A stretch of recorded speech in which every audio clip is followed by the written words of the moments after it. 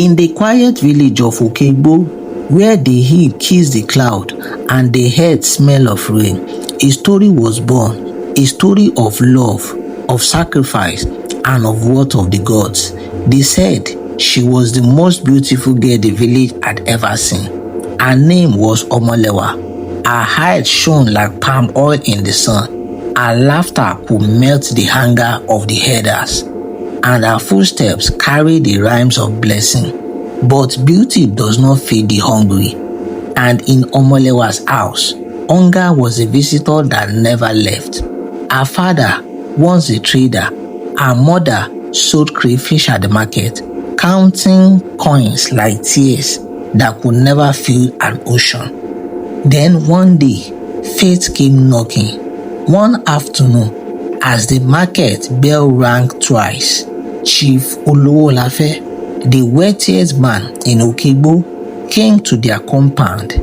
His presence was announced by jingling of cowries and the heavy scent of perfume that followed him like smoke. His guard carried kola nut, gin, and a small calabash wrapped in red cloth. Pa Bambe, he said, settling on the wooden stool. I come with word of favor and fortune. Omolewa's father, wary but polite, bowed slightly. You are welcome. Chief Olowolafe, may your wealth never dry. Chief Olowolafe smiled. It is not for me that I have come. It is for my son, Akinrogba. The year grew still. Omolewa's heart began to drum faster in her chest.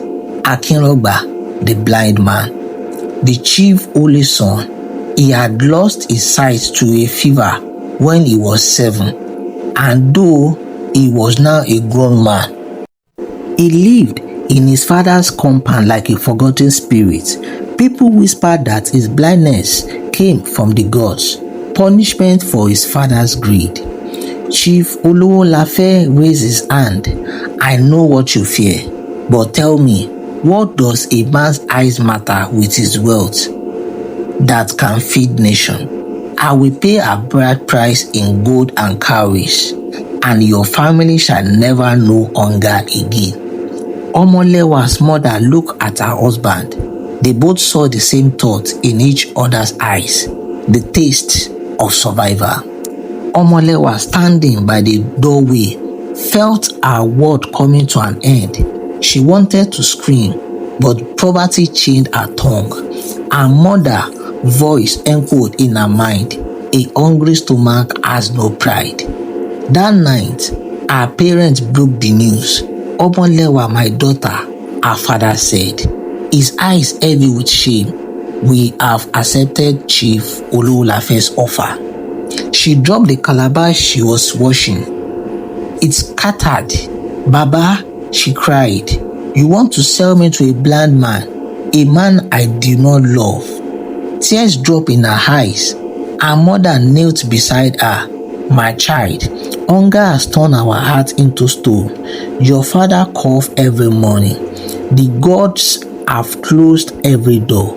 This is the only path left. Omolewa stood still, her lips not moving. So, you would trade my happiness for a bag of cowries? Not for cowries, her mother whispered. For life. The wedding came 2 weeks later. The talking drum beat sadly, and the women sang praises that felt hollow. Omolewa was dressed in the finest ashoke she had ever worn. Her hair adorned with cowries and beads, yet her heart felt like a grave. Akinrogba waited under the great Iroko tree. His white eyes turned towards the sound of the drum. He smiled gently when she approached. His face was kind, too kind for the fate he carried. His voice, soft like evening rain, said, Omolewa, I may not see you, but I feel your spirit. I will be good to you. She said nothing. The tears she held back burned her heart like fire. An old woman in the crowd hissed and whispered, the gods are watching. The union is not clean. but her warning was swallowed by the drum.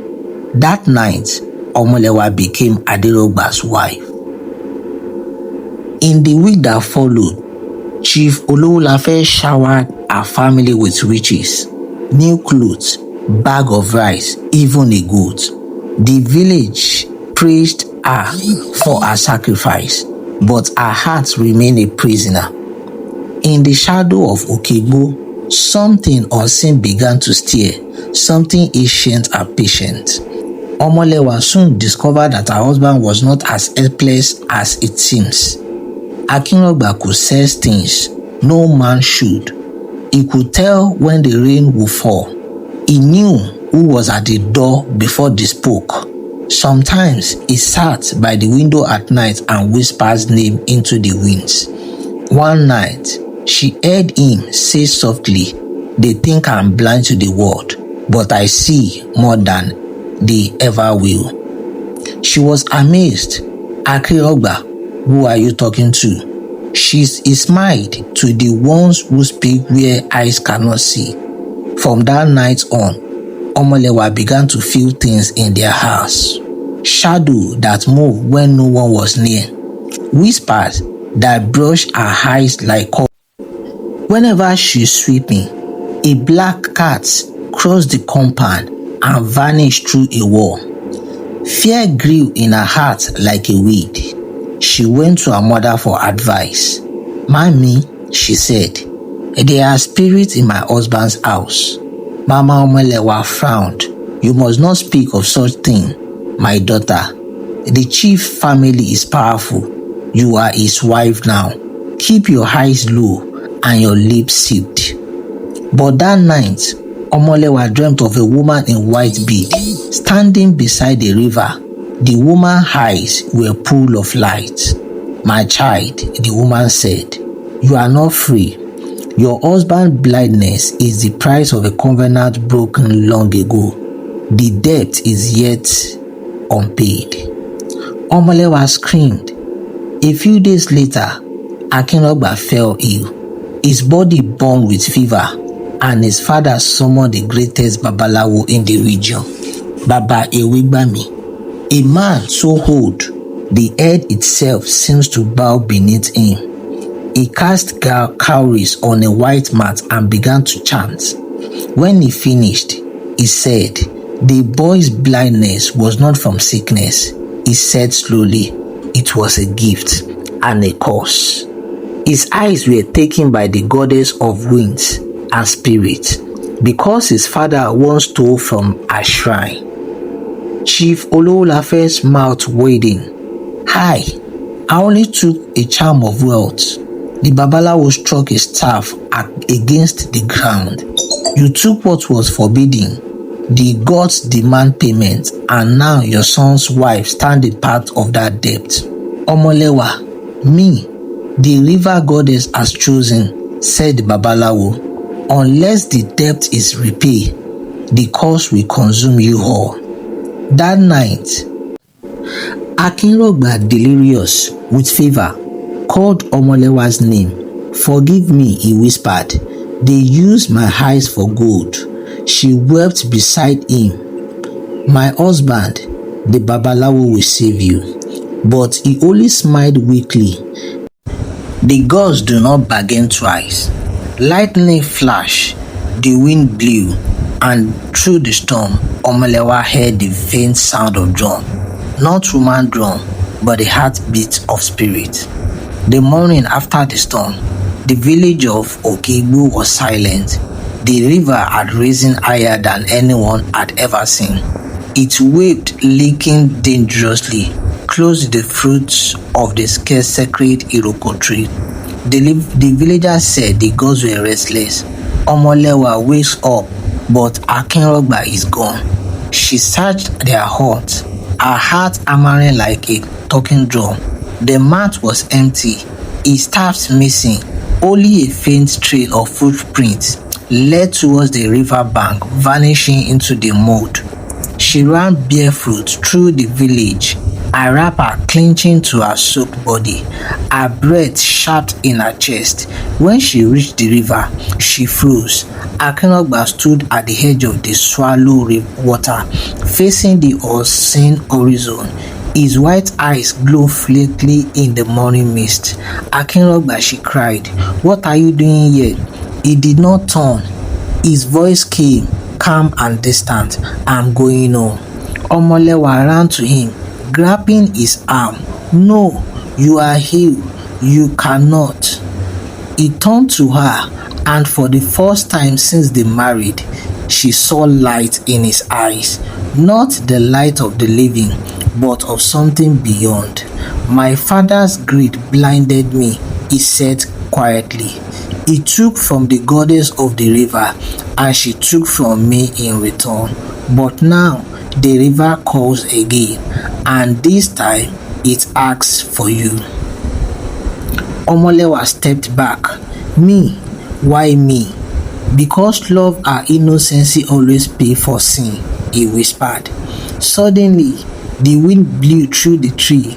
The river began, was not calm, and from its depth rose the woman from Omolewa's dream, the goddess, radiant and terrible. Her body like moonlight on water, and her voice echoed. "You were warned, daughter of man," she said, her eyes on Akinrogba. "The covenant was broken, and the debt remains. A soul must return what was stolen." Akinrogba fell to his knee. "Take me, great mother, spare her." But the goddess' voice was colder than the river mist. "The offering must be pure. Yours is already clean." Omolewa tears mingled with rain. "If I must, let me end this course," she said softly. The goddess raised her hand, and the water surged upward in the twisty column. The villagers who had gathered at the bank screamed at the river swallow Omolewa whole. The water turned crimson for a moment, then still. Akinrogba reached out blindly, his cry lost to the wind. "Omolewa, Omolewa." The goddess looked down at him with something like sorrow. "The gods have taken what was owned. Your eyes are yours again, but your heart shall remain blind forever." With a wave of her hand, she vanished into the river. When the storm cleared, Akinrogba opened his eyes, and for the first time in 20 years, he saw the world.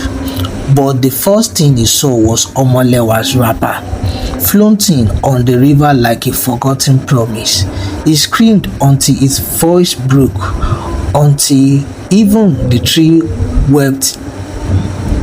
Days passed, then weeks. Akinrogba walking in the village like a ghost. His father, Chief Olowolafe, fell sick, consumed by guilt and fear. The wealth he had built turned to dust. His once grand house stood empty, haunted by the whisper of the gods. After many years, a young girl named Ronke, Omolewa's niece, was fetching water by the river when she saw a woman in white standing on the surface of the water. The woman smiled and said, "Tell them I'm free. Tell them the river remembers." Then she vanished like mist. Ronke ran home, her heart pounding. That evening, the elders gathered under the Iroko tree. The oldest among them, Baba Ifagbemi, said quietly, "The gods have spoken. The curse has been lifted, but their warnings remain." He turned to the people and declared, "When man steals from the gods, his children will pay the price. When greed blinds the heart, even the innocent must bleed."